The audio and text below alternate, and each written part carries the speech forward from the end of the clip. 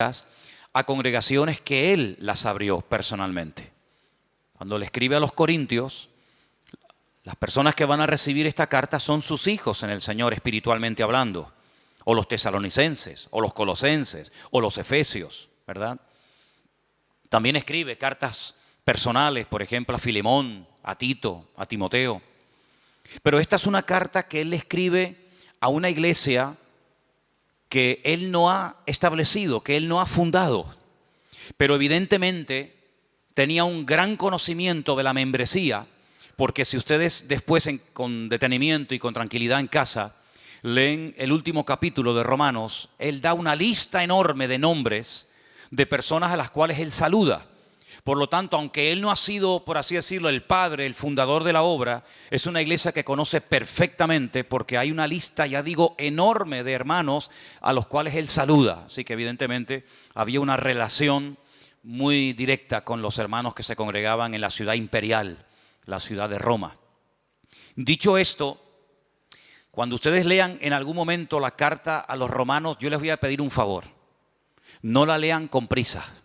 No la lean así diciendo y terminé de leerla, sino que léanla tranquilamente, porque es una de las cartas más profundas del Nuevo Testamento.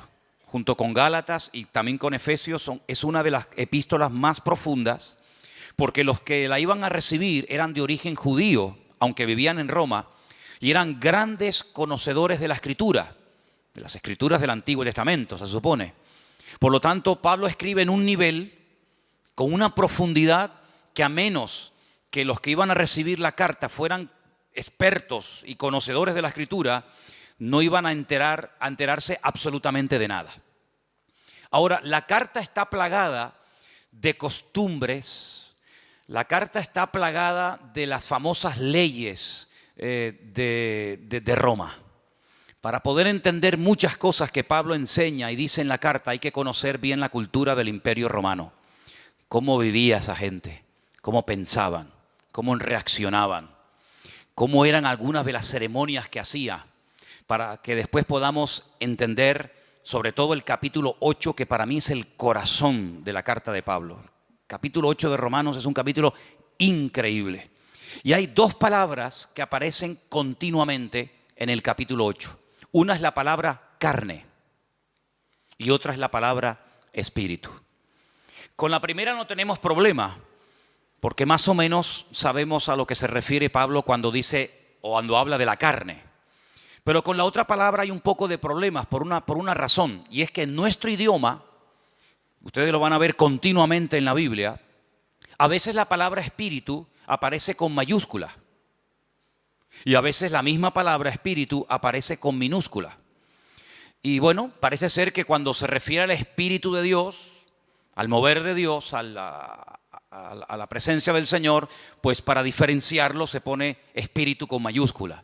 Y cuando habla del espíritu humano, pues se emplea la palabra minúscula. Pero esto es un poco complicado, porque en el texto original, bien en griego, el Nuevo Testamento, o en hebreo, el Antiguo Testamento, no existe este tema de mayúsculas y de minúsculas. No existe eso.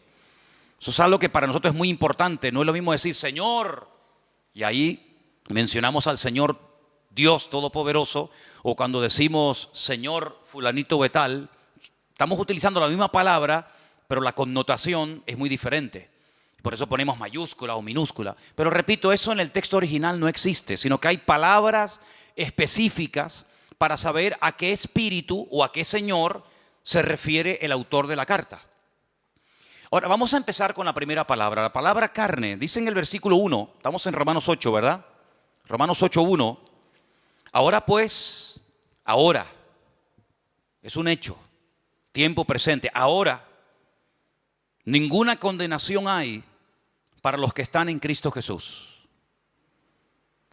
Coma. Y añade, los que no andan conforme a la carne, sino conforme al Espíritu. Si este matiz es muy importante. Ahora ninguna condenación hay para los que están en Cristo Jesús. Y a continuación da una característica de los que están supuestamente en Cristo Jesús. Dice que no andan no andan, no se comportan, no actúan, no viven, no piensan, no reaccionan según la carne, sino de una forma diferente. Y dice, sino conforme al Espíritu. Las características de una persona que vive en la carne. Ahora explicaremos a qué se refiere Pablo cuando dice la carne. Y las características, la evidencia exterior de una persona que vive en el Espíritu es abismal. No tiene ni punto de comparación una cosa con otra. Por ejemplo, si ustedes prestaron atención a la lectura que se leyó hoy aquí, basada en Gálatas capítulo 5, el apóstol Pablo hace una tremenda diferencia entre las manifestaciones, las características, el estilo de vida de uno que vive en la carne a uno que vive en el Espíritu. Por ejemplo, él menciona más de 17, escuchen, más de 17 manifestaciones diferentes de una persona que puede vivir en la carne. Y ahí menciona adulterio, fornicación, orgías, borracheras, pleitos, celos, iras, contiendas, disensiones, etcétera, etcétera, etcétera. Ese es el estilo de vida de una persona que digamos que no es creyente, bíblicamente que está en la carne. Y después por otra parte dice, pero el fruto, lo que se manifiesta, lo que es notorio y palpable en la vida de un hombre o de una mujer que vive o que pretende y quiere vivir en el Espíritu es amor, gozo, paz, paciencia, benignidad, bondad, mansedumbre, fe, templanza, etcétera, etcétera. Entonces tú dices, oye, es que no tiene nada que ver las características de una persona que vive en el Espíritu a las características de una persona que vive en la carne. Las personas que viven en la carne generalmente son personas que no valoran el don, uno de los dones más grandes e importantes que tiene todo ser humano, y es el tiempo. El tiempo es un concepto que ha sido creado por Dios como regalo a la humanidad. Sabemos que Dios no se mueve en nuestro tiempo, es atemporal, es eterno. Pero el concepto tiempo, eso de minutos, segundos, horas, milenios, años, siglos, etcétera, eso es algo que tiene que ver con nuestras reglas de juego, es nuestro patrón de conducta. Es ahí donde nos movemos. Y ese es un regalo que Dios le ha dado a todo ser humano. Mira, el ateo más ateo del mundo, cuando se levanta por la mañana, tiene 24 horas. Y el creyente más santo y más consagrado al Señor tiene exactamente lo mismo, 24 horas. Y una persona que no quiere saber nada de Dios, que tiene un modelo, un diseño de vida totalmente antagónico, apuesto al de un creyente, tiene una semana de 7 días. Exactamente igual que la semana de 7 días que tiene un creyente. Luego, el concepto tiempo es un regalo universal. Los blancos, los negros, los ricos, los pobres, en todos los continentes de la tierra, el tiempo es igual para todo el mundo. Y una de las características de una persona que vive ajeno a la voluntad de Dios, ajeno al diseño de Dios, es decir, que vive en la carne, es que desperdicia el tiempo, no lo valora. Ahora, cuando Pablo le escribe a los que quieren vivir esforzándose en el Espíritu, dice, ojo, aprovechen bien el tiempo. Cuidado, porque el tiempo que pasa no se puede recuperar. Esa es una de las características del tiempo. Si ya no podemos volver al pasado, no existe máquina del tiempo, no hay regresión, no podemos volver atrás y decir, oye, ayer me quedaron por hacer esto, esto y esto. Amigo, pasó a la historia y nunca más ese tiempo, ese minuto, ese año volverá, nunca más. Es como las olas, cuando entran y rompen en la arena, esa ola desapareció, vendrá otra, pero esa ya desapareció. Exactamente es igual el tiempo, va transcurriendo. Y Santiago lo define como una especie de neblina. Dice que el tiempo, la vida, que está incluida en el factor tiempo, dice que es como neblina que pasa y cuando te das cuenta, se te fue la vida, amigo. Entonces, una de las características de las personas que viven en la carne es que desperdician el tiempo, no valoran el tiempo. Aparte de que viven en desorden, en desobediencia, dándole lugar a todo tipo de vanaglorias, de soberbias, de vicios, convirtiéndose queriendo o sin querer, consciente o inconscientemente, en esclavos, en dependientes de cosas o de personas. Y por eso después se llevan desilusiones y desengaños, personas que han puesto su fe y su confianza en otras personas o en instituciones, ¿verdad? Y se llevan un desengaño porque las personas que viven en la carne al no esperar en Dios, sino al esperar en el hombre, pues la Biblia dice, cuidado con confiar en el hombre, porque te puede llevar tremendas desilusiones. ¿Cuántos dicen amén? Ahora, Pablo emplea la palabra carne en un sentido general. Después vamos a ver cómo él intenta utilizar esa palabra para hablar de otros conceptos. Pero en primer lugar vamos a ver la palabra carne como palabra en sentido general. Algunos versículos de Romanos, ¿les parece? Romanos 2, versículo 28. Romanos 2, verso 28. Vamos a escuchar este primer texto, por favor.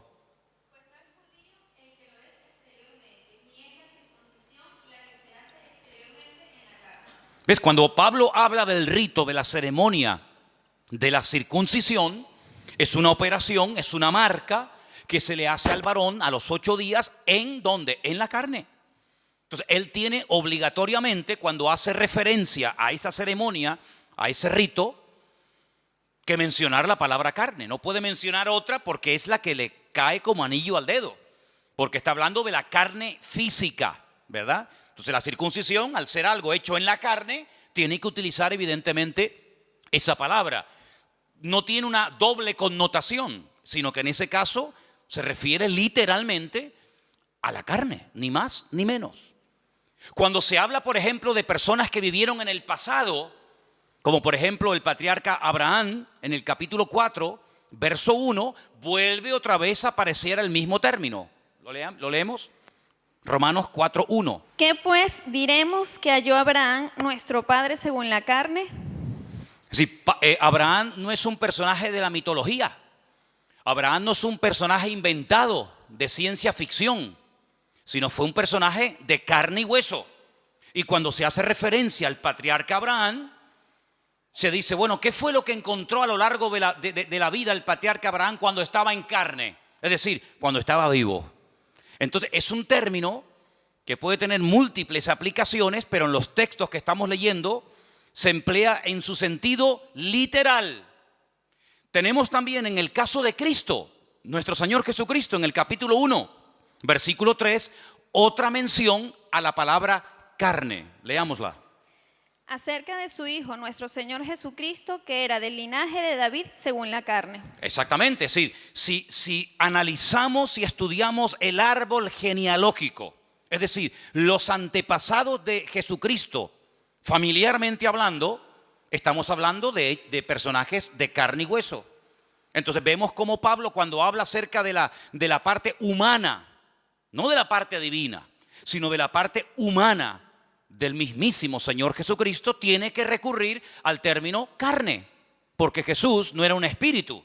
Jesús no era una visión que se presentaba y se desvanecía, sino que era una persona que tenía brazos, que comía, que sudaba, que se cansaba, que necesitaba caminar para trasladarse de un lugar a otro porque vivió en carne. Y Pablo utiliza esa palabra sin ninguna doble intención, sino con la connotación literal de dicha palabra. Ahora bien, Pablo también utiliza el concepto o la palabra carne haciendo referencia a nuestra antigua vida, es decir, a lo que éramos antes de conocer al Señor. Y ahora vamos a ver cómo el término pasa de su literalidad más rotunda y absoluta a un término que hace referencia a un patrón de conducta, a un estilo de vida que nos caracterizó durante años hasta que llegamos al conocimiento de la verdad. Comenzamos con Romanos 7, versículo 5. Ahora la palabra carne ya tiene otra connotación. Escuchen el texto. Porque mientras estábamos en la carne, las pasiones pecaminosas que eran por la ley obraban en nuestros miembros, llevando frutos para muerte. Cuando estábamos en la carne, pero Pablo, cuando tú estás escribiendo la carta a los romanos, ¿qué estás? ¿En el espíritu? Ya no existe la figura, el personaje de Pablo, sí. Pero cuando él está hablando acerca de nuestra antigua vida sin Cristo, dice cuando vivíamos en la carne, ya es otra connotación diferente. ¿Me explico? Romanos 8:4, otra vez refuerza el término. Para que la justicia de la ley se cumpliese en nosotros, que no andando conforme a la carne, sino conforme al Espíritu. Ahora hay una vida nueva en Cristo. Ahora hemos, como dice otro texto de la Escritura, pasado de muerte a vida. Y ahora la vida de un creyente no es seguir viviendo en la carne, sino vivir en el Espíritu. Ahora la palabra carne toma otra connotación. Hace referencia a lo que éramos antes cuando estábamos, como dice él, en nuestros delitos y pecados, sirviéndonos a nosotros mismos en vez de servir al Señor. Romanos 8:8.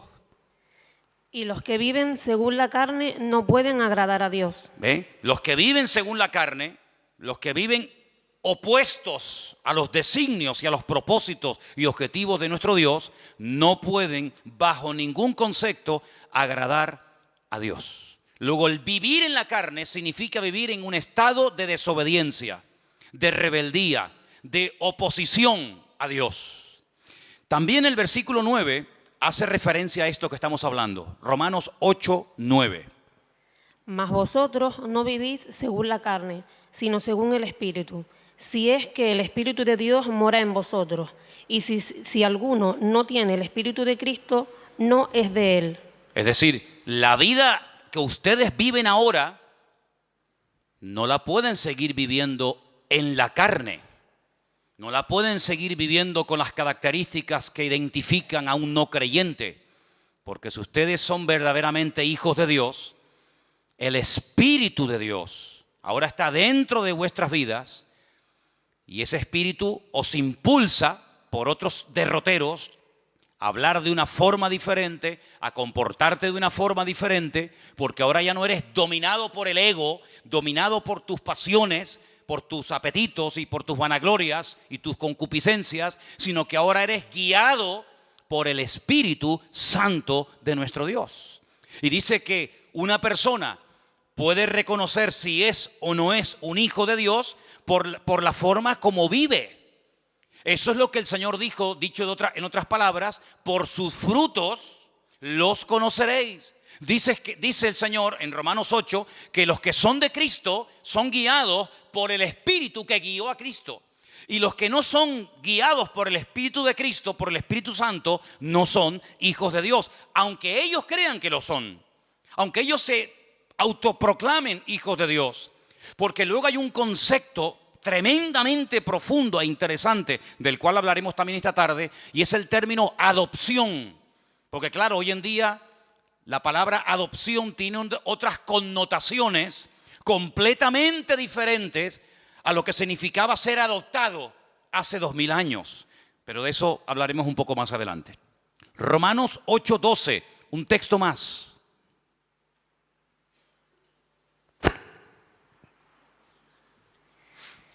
Así que, hermanos deudores, somos no a la carne, para que vivamos conforme a la carne.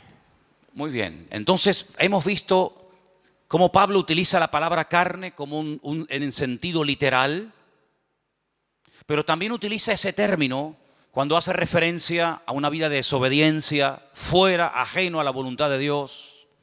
Y no hay nadie aquí, ninguno de nosotros puede decir, yo nunca viví en la carne. Porque esta es una de las características innatas del ser humano. Pablo utiliza una analogía. La carta a los Romanos está llena de analogías, comparar una cosa con otra. Y hay un momento en el que Pablo, para que podamos entender más lo que es vivir en la carne con sus consecuencias y lo que es vivir en el Espíritu con sus correspondientes consecuencias, echa mano del primer hombre, echa mano de Adán. Y él dice, en Adán todos pecamos. En Adán todos estamos en cierto sentido identificados. Y tú dices, bueno, pero yo no pequé como Adán. ¿Yo qué culpa tengo que Adán haya pecado para que Dios a mí hoy por hoy me considere culpable o pecador? Es que nosotros no somos pecadores porque pecamos. No. Nosotros pecamos porque somos pecadores. Lo voy a repetir. Nosotros no nos convertimos en pecadores cuando pecamos. Es que nosotros pecamos porque somos pecadores. Y nosotros no morimos porque hayamos cometido un pecado, sino que nosotros morimos porque Adán era el representante de la raza humana, aunque en ese momento no existía raza humana, pero era el cabeza de toda la raza humana que vendría posterior a él. Y todo lo que él hizo es como si tú y yo lo hubiéramos cometido. Prueba de ello que cada vez que vas a un cementerio, cada vez que vas a un entierro, te puede venir a la cabeza decir, esta es la consecuencia del pecado de Adán. Así como en Adán todos mueren, así como en Adán el sello, el estigma de la desobediencia, de la rebeldía y de ser pecadores es notorio y evidente, ahora el apóstol Pablo dice, pero hay un segundo Adán y lo llama el Señor Jesucristo. Y así como en Adán todos mueren, en Cristo todos viven. Entonces nosotros tenemos que tomar una decisión cada día. ¿Como quién quiero vivir? ¿Como Adán o como Cristo? ¿Cómo quiero vivir? ¿En qué equipo quiero jugar? ¿En el equipo de Adán o en el equipo de Cristo? Porque si me identifico con Adán y cada vez que hago mi voluntad y cada vez que desobedezco y cada vez que rechazo a Dios, tengo que sufrir y experimentar a corto y a largo plazo las consecuencias. Pero si decido vivir como Cristo vivió, no te queda más remedio que tener el espíritu que Cristo tuvo a lo largo de su vida para poder vivir en victoria, como Él vivió todos los días de su vida como hombre en victoria. ¿Cuántos dicen amén? Y esto es un concepto que no nos entra en la cabeza. Porque uno dice, bueno, como Dios, no tengo ningún problema en aceptar que Dios es perfecto, ¿sí o no? Dios es perfecto, es inmutable, no hay sombra de variación. Dios no se cansa, Dios no está un día alegre y otro día triste. Dios es inmutable, Él no se cansa, Él da y no pierde, sino que Él sigue siendo Dios. Él es la fuente de la existencia misma.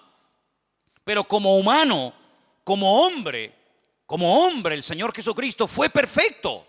Fue un niño perfecto. Y todos los que hemos tenido hijos o tenemos hijos, sabemos que nuestros hijos, como nosotros tampoco fuimos hijos perfectos, no hay un hijo perfecto. No hay una hija perfecta. Se puede comportar mejor o peor. Puede sacar mejores o peores notas. Pero no hay un hijo perfecto.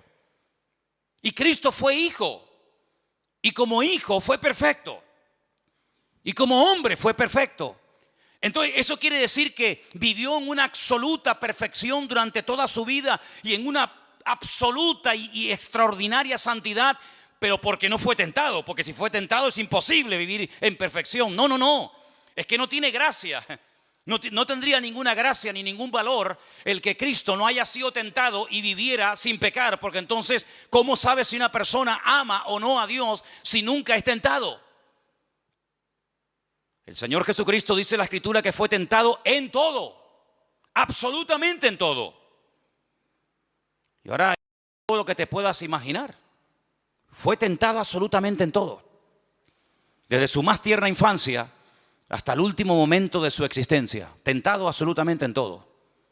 Pero dice la Biblia que a pesar de que fue tentado en todo y experimentó el Señor tentaciones que jamás nosotros hemos experimentado, porque Satanás intentó por todos los medios habidos y por haber hacerlo caer y tropezar y que no cumpliera el propósito para el cual había venido, dice que nunca pecó ni se halló engaño en su boca. ¿Cuántos dicen amén?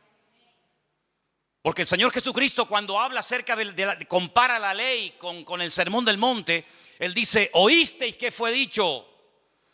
Y Él echa mano a textos del Antiguo Testamento que los conocía perfectamente. ¿Cómo no los va a conocer? Si Él era la palabra humanada, la palabra encarnada, hecho hombre. Pero Él dice, pero yo voy más allá de la palabra. Porque vosotros condenáis y castigáis al que comete el acto. Pero yo voy más allá del acto. El que lo desea y el que lo hace en su mente sin haber llegado al acto en sí mismo, igualmente está pecando. Es decir, que una persona puede estar pecando sin moverse de la silla. Una persona sin salir de su casa puede estar pecando. Porque no solamente es el acto en sí, sino que el Señor dice, hasta con la mente podemos llegar a pecar, ¿sí o no? No solamente con el cuerpo, sino que con la mente podemos estar ahora mismo pecando.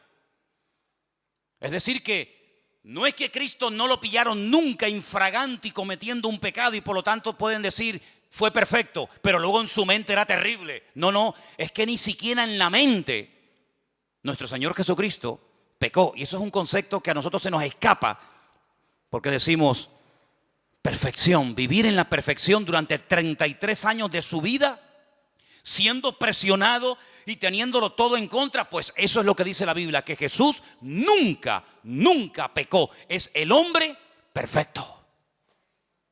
Cuando tú ves, por ejemplo, los evangelios, y no me voy del tema, pero cuando ves los evangelios, tú ves que son diferentes exposiciones, diferentes formas de presentar una vida tan rica y tan amplia como la del Señor Jesucristo. Por ejemplo, Mateo lo presenta como el Mesías, el que estaba profetizado en las Escrituras y las cumplió.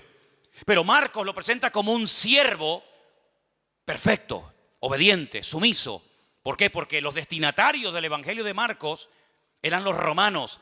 Y en la mentalidad de los romanos estaba el tema de la esclavitud y todo esto.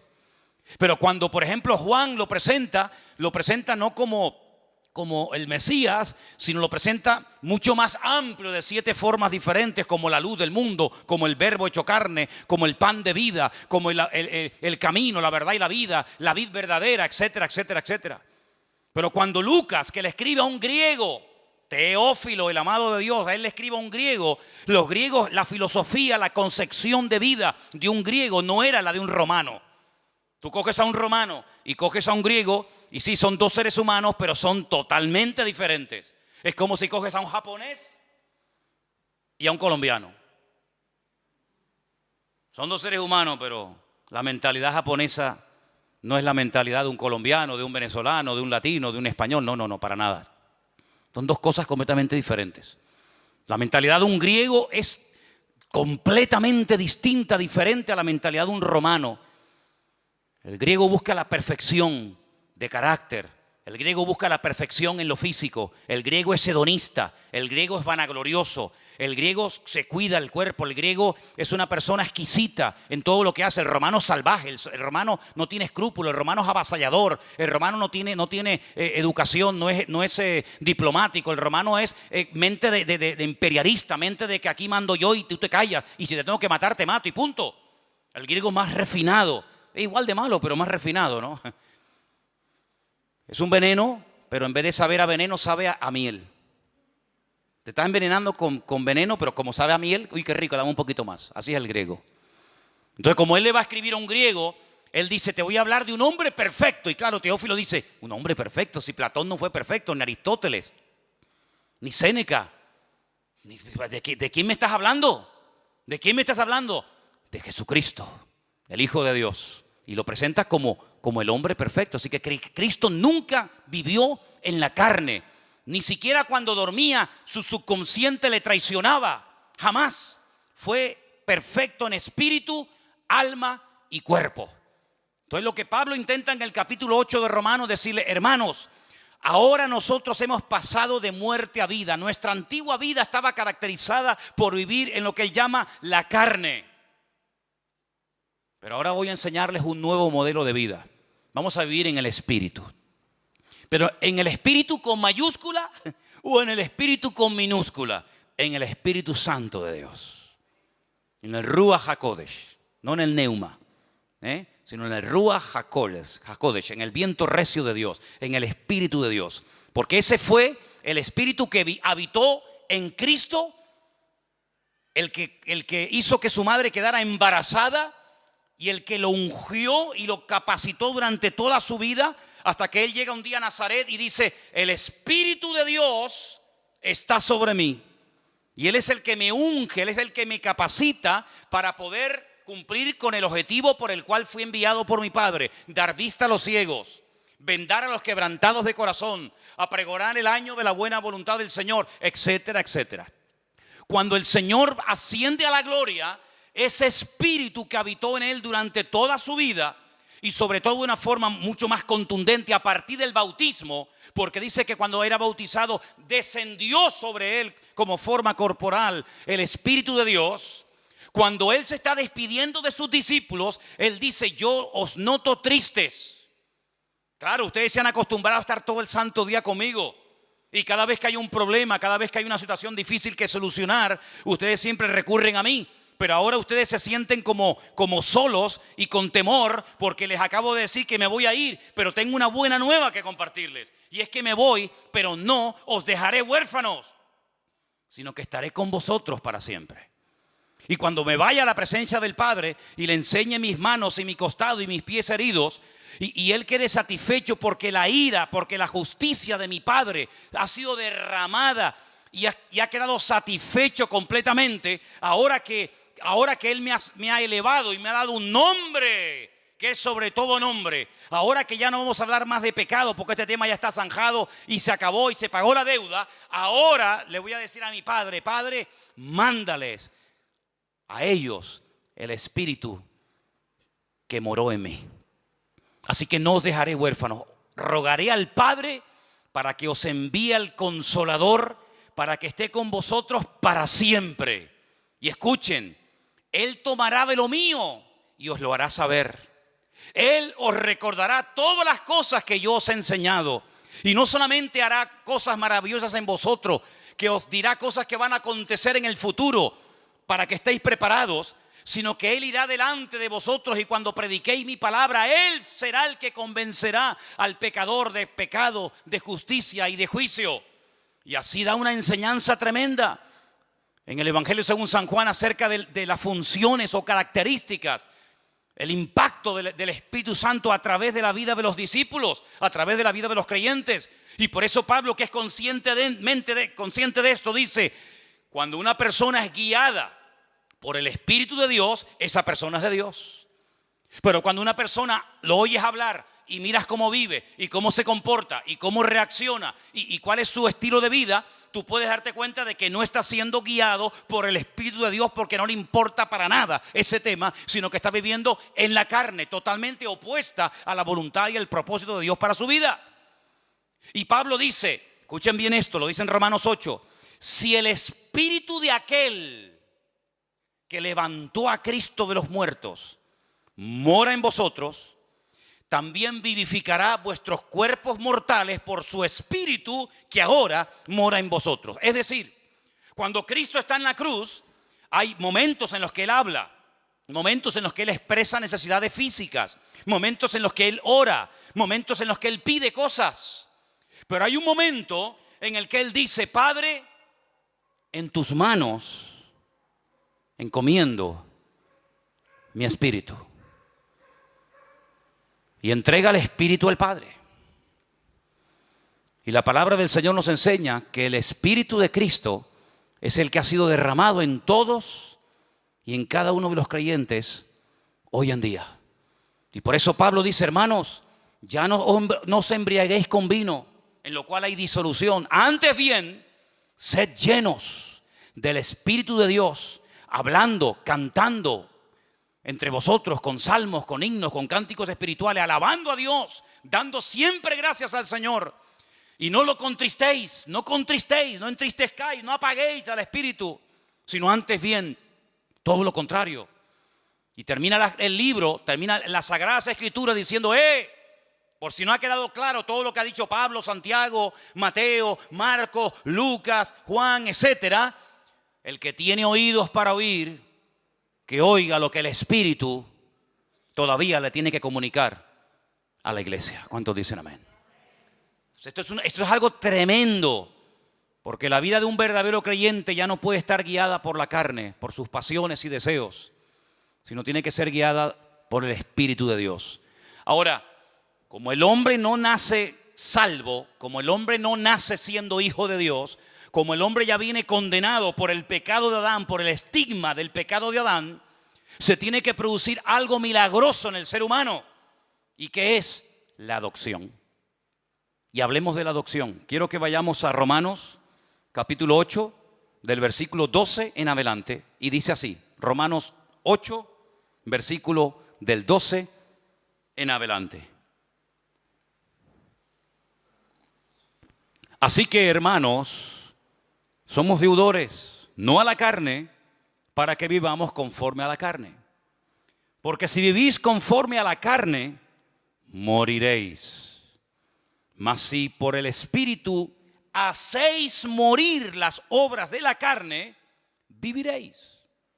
Porque todos los que son guiados por el Espíritu de Dios, estos son hijos de Dios.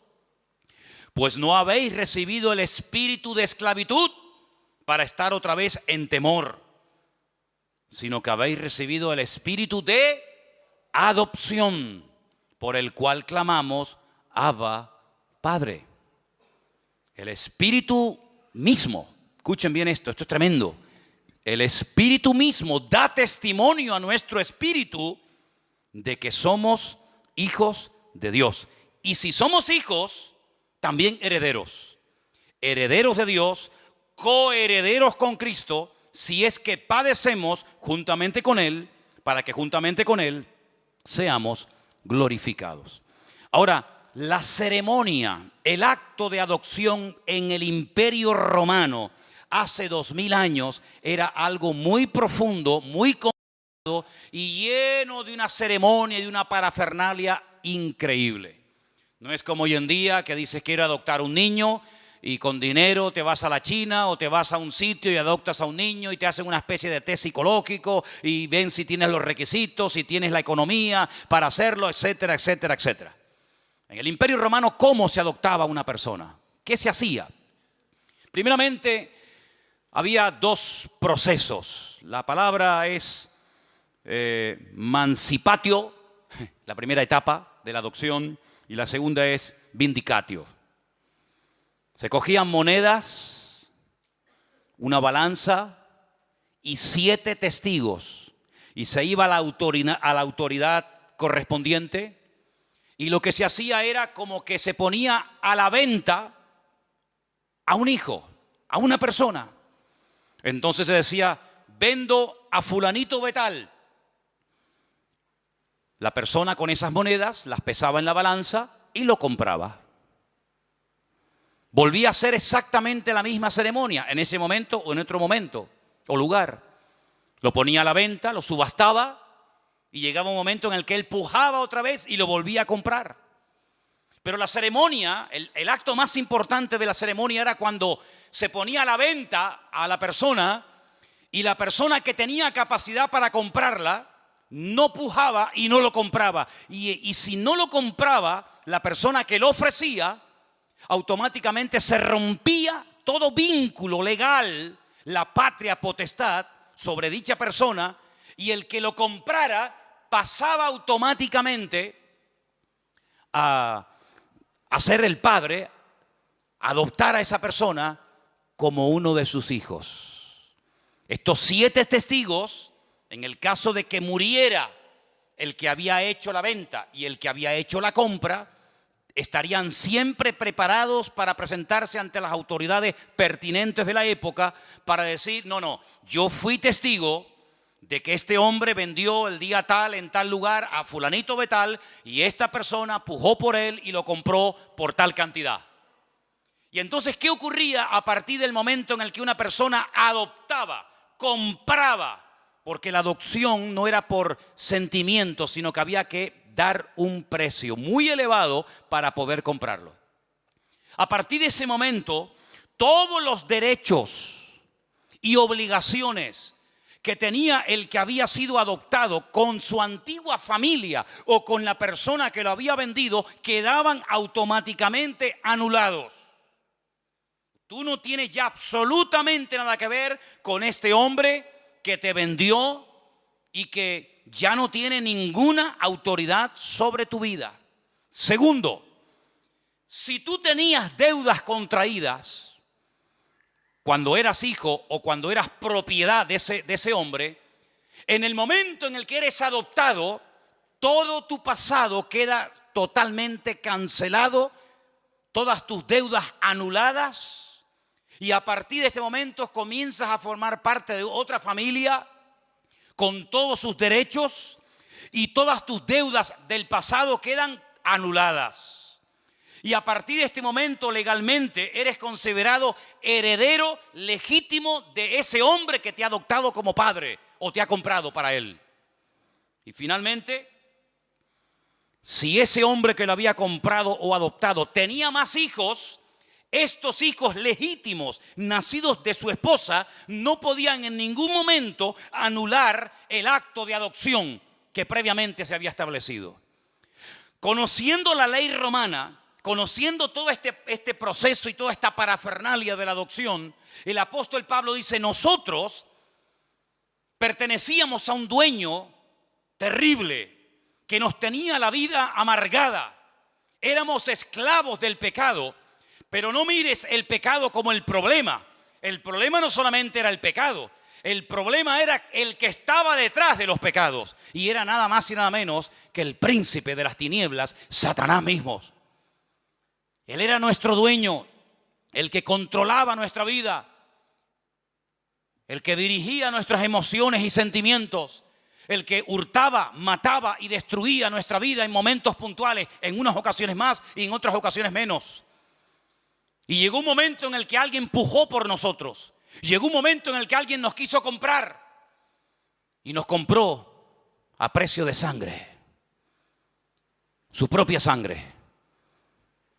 Y el que nos compró se llama Señor Jesús. Y ahora lo mismo que Él va a heredar, vosotros también lo heredáis juntamente con Él, porque ahora no solamente sois hijos adoptivos de Dios, sino que ahora sois coherederos con Cristo juntamente con Él. Pero había 7 testigos que en cualquier momento podían ser llamados para testificar de que eso se había producido. ¿Y dónde están esos testigos? Pablo dice, el Espíritu Santo es el que da testimonio de que ahora somos hijos de Dios. Es decir, la misma presencia del Señor está dentro de nosotros, no solo con nosotros, sino en nosotros, y da testimonio a nuestro espíritu que lo que se ha producido no es un cambio pasajero y un cambio simplemente de imagen, sino un cambio en el mundo espiritual. Hemos pasado en fracción de segundo de muerte a vida. Y por eso cuando hablamos de la conversión, es algo tan profundo. Conversión, convertido a Cristo, es mucho más. De hecho, no tiene nada que ver con venir aquí o no venir aquí. Hay gente que puede estar viniendo aquí y no son salvos. La salvación no es cambiar de iglesia, cambiar de religión, cambiar de imagen, sino es cambiar por dentro. Y el único que nos puede cambiar por dentro es nuestro Creador, el que nos hizo, pero no solamente nos hizo y nos creó, sino que además nos compró y nos adoptó como hijos suyos en su familia. ¿Cuántos dicen amén? Y ahora el Espíritu de Dios nos anhela celosamente. Y es el que ahora nos guía. Es el que dice la Biblia en Lucas 12:12, Él os enseñará en la misma hora lo que debéis decir. No os preocupéis, vivan relajados y tranquilos, porque el Espíritu os guiará a toda la verdad, porque no hablará por su propia lengua, por su propia boca, sino que tomará de lo mío y me glorificará a mí. ¿Cuánto dicen el Señor? ¿Cuánto dicen amén al Señor? Así que, amados hermanos, en esta tarde tenemos que tomar una decisión, pero radical. ¿En qué equipo queremos jugar? ¿Qué estilo de vida vamos a llevar? ¿En la carne o en el espíritu?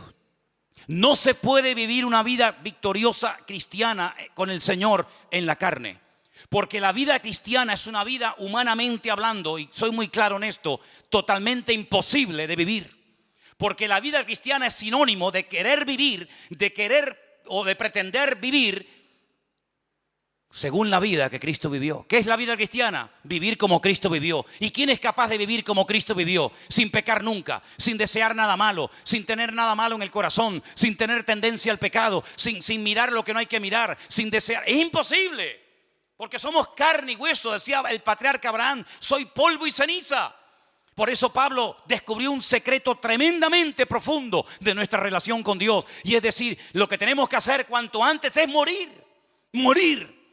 Porque un muerto no crea problemas. Los que crean problemas son los vivos. Los muertos no dan problema. El muerto al hoyo y el vivo al bollo. El muerto no da problema, no critica, no se desanima, no se deprime, no cambia de religión. El muerto se murió y punto. Ya no habla, ni siente, ni padece. Y por eso Pablo dice, ya no quiero vivir más yo, sino ahora quiero que mi estuche llamado cuerpo, llamado carne en el sentido literal, sea el medio por el cual el Espíritu de Dios que ahora mora en mí nos lleve a hacer y ejecutar todos los días de nuestra vida la voluntad de nuestro Dios. ¿Cuántos dicen amén? Eso es lo que Pablo intenta explicar en Romanos 8. La vida en la carne es así. Si quieres escoger ese camino, las consecuencias van a ser esta y esta. Y la estación final, saben que cuando uno va en metro o cuando va, generalmente en metro o en tren, cada estación tiene un nombre. La estación final de la vida se llama la muerte. Y por eso ha habido intentos, el hombre ha hecho intentos por tratar de corregir el rumbo de la naturaleza humana. Y algunos dijeron a lo largo de la historia de la humanidad, cuando la humanidad sea culta, cuando todo el mundo sepa leer y escribir y tenga un alto nivel de cultura y de preparación y de conocimiento, ya no habrá odios, ni guerras, ni venganzas, ni muertes, sino que el hombre que sea culto y el hombre que tenga un nivel intelectual alucinante, pues se dará cuenta de que en la guerra nadie gana, sino que todos pierden. No me digan. La gente más sabia y culta de Europa fueron los que crearon una guerra donde murieron más de 65 millones de personas. Y era el país más culto y con más conocimiento que jamás ha existido. Así que se demostró que no es el conocimiento ni el saber lo que hace que el hombre no peque. Entonces otro dijo, no era ese el camino. El camino es que todos sean iguales. Porque así se evitan las envidias y los celos. Tú tienes más, yo tengo menos. Tú eres rico, yo no llego a fin de mes. Tú tienes un cochazo, yo tengo que ir caminando. Cuando todo el mundo sea igual, no haya propiedad privada y todo sea de todos, entonces el hombre será feliz. Ya. Vamos a intentarlo. Y los que inventaron esto dijeron, vamos a probarlo. Y tuvieron 70 años. Primeramente para probar en su tierra, más aparte a donde las exportaron. La utopía de que cuando todos seamos iguales, se acabarán las envidias y los celos y las vanaglorias. Y fue un auténtico fracaso. Pero el Señor dijo algo. No vamos a hacer que todos sean iguales porque eso es imposible. No vamos a darle a todos todo lo que piden porque eso es imposible. Vamos a hacerlo al revés. En vez de afuera para adentro, vamos a hacerlo de adentro para afuera. Vamos a poner en el hombre un nuevo corazón. Cambiemos la naturaleza del hombre. Que en vez de comportarse como hombre pecaminoso y carnal, se comporte como un ser espiritual. Pero ¿dónde le enseñamos eso? No se puede enseñar. ¿Dónde le transmitimos ese conocimiento? No se puede transmitir. Es una obra interna que hace el Señor en el corazón del ser humano. Y cuando el Señor entra a nuestras vidas, desde adentro comienza a cambiarnos. Y entonces Pablo dice, sé vivir en abundancia y sé vivir en escasez. Porque todo lo puedo en Cristo que me fortalece. Ya no me importa si tengo o no tengo. Ya no me importa si me aman o me odian. Ya no me importa si soy aplaudido y venerado o soy criticado y calumniado y perseguido. No, ya no me importa eso. Porque ya no son los factores externos. Ya no es el tener, ya no es el ser, sino es la nueva criatura que el Señor pone en nuestros corazones. Eso todos los sistemas habidos y por haber, todos los sistemas, y ustedes mencionen ahí los que quieran, todos han sido un auténtico fracaso, porque todos intentan desde afuera cambiar y perfeccionar la vida del hombre, pero el Señor lo hace de adentro hacia afuera, y dice, el que cree en mí, de su interior correrán ríos de agua viva. Pero hay algo que tengo que decir como palabra final. Esta obra, que es la que funciona, la genuina, la auténtica, la que hace que todo sea diferente, aunque no tengas trabajo, o sí, o tengas marido, o te haya abandonado, o te sientas fuerte o enferma. Esta obra perfecta que es cuando el corazón es cambiado, cuando el Espíritu de Dios entra en el corazón y dice que lo convierte de carne a un corazón, de piedra a un corazón de carne. Cuando te circuncida el corazón, esta obra, que es la que funciona y perdura, hay un factor para que funcione que es de vital importancia, y es la voluntad humana. Porque el comunismo se implantó, te guste o no, y las leyes se adoptan, se adaptan o se cumplen, te gusten o no. Pero esta ley divina que transforma la naturaleza del hombre no se puede llevar a cabo si el hombre se cierra y dice, no me interesa, quiero seguir viviendo a mi manera. Y el Señor, como se ha sujetado a nuestras reglas de juego, cuando se come una ficha en el parchís, ¿cuánto se cuenta? 20.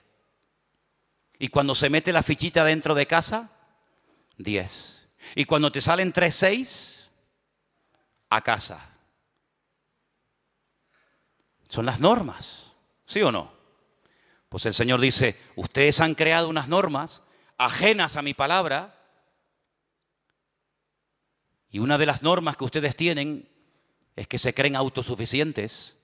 Está muy bonito, muy interesante. Esto le viene bien a este que es un pobre desgraciado, que le viene bien para cambiar, pero yo no. Yo nunca he sido drogadicta, yo nunca he sido mala persona, yo he sido una buena madre, yo soy un buen padre, una persona trabajadora, yo he sido siempre una persona honrada, yo a ti sinceramente no te necesito para nada. Tú si quieres ayuda a toda esta maraña de desgraciados y de enfermos y de tarados y de no sé qué, pero yo no, porque yo soy la reina del mambo, el tapón del océano. Y cuando una persona llega a ese nivel de vida y hablar así, ha llegado a una ceguera tan tremenda que ya no te das cuenta de lo mal que estás. Y has cruzado una línea muy peligrosa, y es la de no querer arrepentirte. Y cuando no te quieres arrepentir, Dios no se mete donde no lo llaman. Entonces, para que todo esto funcione a la perfección, lo que tenemos que hacer es decir, Señor, perdóname. Porque el único pecado que Dios no perdona es aquel por el cual no se pide perdón. Si usted no pide perdón por su pecado, Dios no le puede perdonar. Pero en esta tarde se ha predicado la palabra, se ha sembrado la palabra en tu vida y en tu corazón. Y quiero que con nuestros ojos cerrados un momentito escuches estos últimos textos, estos últimos versículos, y que los tengas presente en esta tarde en tu vida. Primera de Juan, nos lo va a leer nuestra hermana. No améis al mundo, ni las cosas que están en el mundo. Si alguno ama al mundo, el amor del Padre no está en él.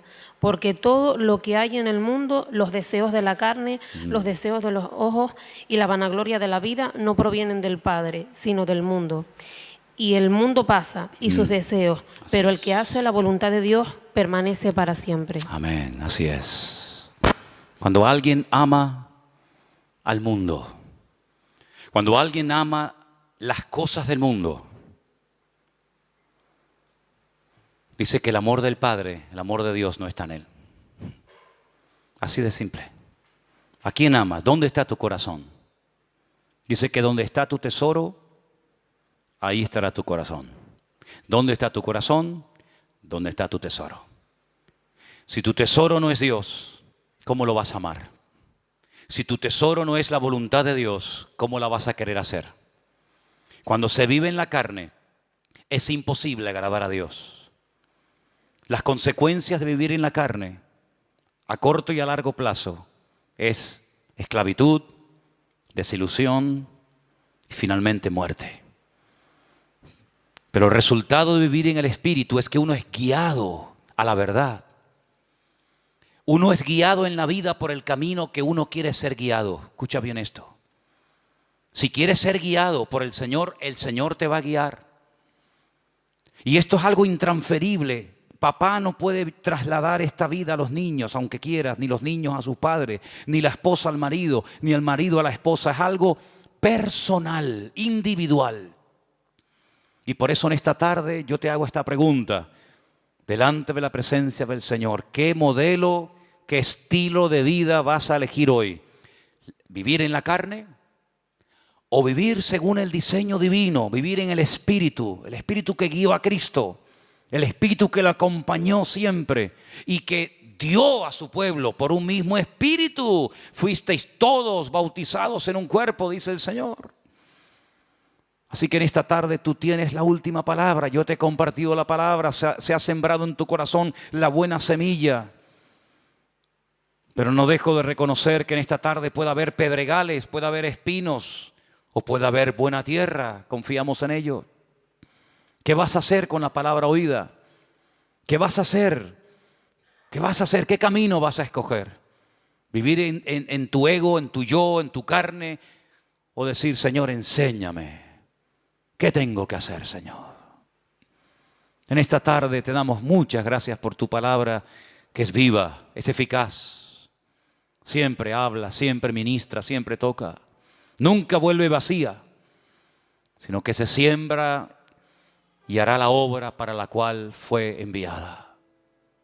Señor, Distant tide in this experimental rhythm. I'm here to buy a symphony of dreams in an indie rock scene, in this layered dance where my heart's been. Oh, I'm lost in the music, in this enclave dream, with a classic tune that I can't quite see. Lay a female voice in the alt rock light, in this haunting song where dreams ignite. Ooh, ooh, ooh, ooh. Through the haze of colors and the starry nights, I found my rhythm in the soft moonlight. Echoes of the past, they whisper sweet, in this rock world where the beat repeats. Melodic whispers like a distant tide. In this experimental rhythm, I'm here to buy a symphony of dreams in an indie rock scene, in this layered dance where my heart's been. Oh, I'm lost in the music, in this enclave dream, with a classic tune that I can't quite see. Lay a female voice in the alt rock light, in this haunting song where dreams ignite. Through the heart of the night, where the guitars play, I found my rhythm in the soft moonlight way. A sweet surrender to the rock beat, in this haunting moment where my heart skips a beat. Oh, I'm lost in the music, in this enclave dream, with a classic tune